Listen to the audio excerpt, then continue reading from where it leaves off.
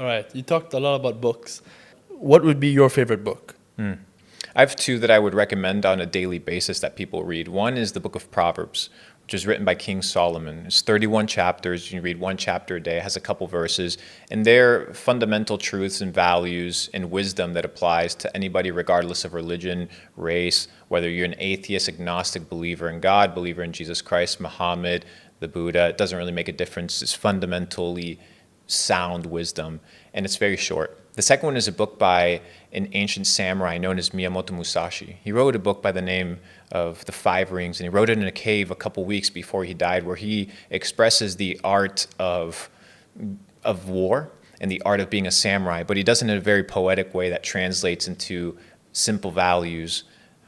One of them, I tweeted about it today, says the journey of 1,000 miles begins with the first step. Yeah. And that's where it comes from. And that quote basically is the concept of, if you want to go far, you need to be able to get started.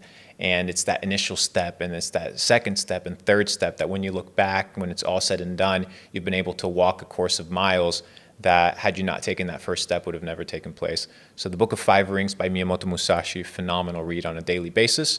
And the second one is the Book of Proverbs by King Solomon. Interesting. It's two books I've not even heard of, so that's very interesting. How have you managed to be so articulate? Because I've noticed, and when you talk, there's certain things you do. I've seen you do the hand signal, brother, and the way you speak, it's very clear.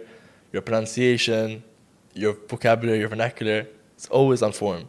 How have you managed to stay so articulate? Is there anything you do? Any practices that someone watching this can watch to become more articulate? I read out loud.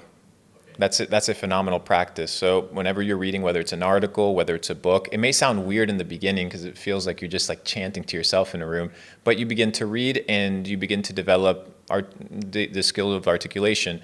When it comes to communication, it's not about what you have to say. It's about, does the other person understand the message that you're trying to convey? That's the premise of communication. But before communicating, you need to understand how to develop your frame of thought and know how to think. Most people don't know how to think. That's why they don't have anything to say.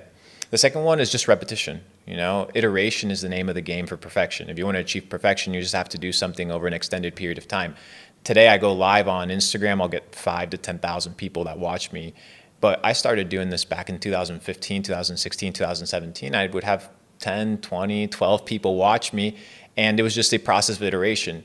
But just because you're not good at something doesn't mean you can't be good at something. And any person that wants to be a master must be willing to be a fool at first. And most people just are not willing to be a fool. They're not willing to be ridiculed. They're not willing to be seen as somebody that is still in the process of development. And I'm okay with being ridiculed and laughed at, because at the end of the day, I'm just another guy.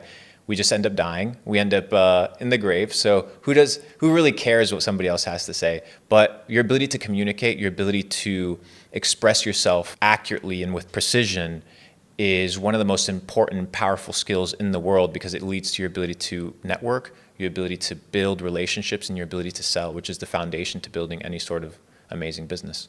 Do you also watch yourself? Let's say, for example, you spoke at a point. Do you ever watch back yourself talking to see how it was? Absolutely.